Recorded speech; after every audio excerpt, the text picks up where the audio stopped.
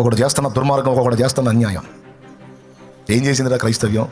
తాగుబోతులు మారారు, దొంగలు మారారు, వ్యభిచారులు మారారు, వేశ్యలు మారారు, ప్రభల మీద డ్యాన్సులు వేసుకొని విచ్చలవిడిగా కనపడేటువంటి ఆడపిల్లలు మారి కష్టపడి బ్రతుకుతున్నారు. నరహంతకులు మారారు.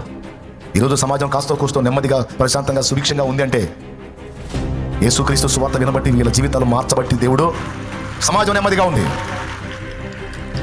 కాస్తో కూస్తో పేదవికి సాయం దొరుకుతుందంటే దేవుని బిడ్డలు, వైద్యం దొరుకుతుందంటే దేవుని బిడ్డలు, చదువు దొరుకుతుందంటే దేవుని బిడ్డలు.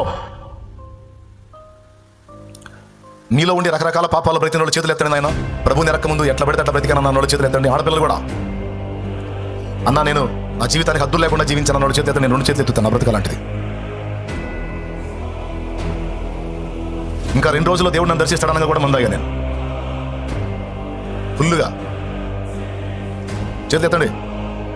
అన్న నా జీవితాన్ని దేవుడు మార్చాడు, లేకపోతే నేను చాలా తేడా అన్న వాళ్ళు చేతులు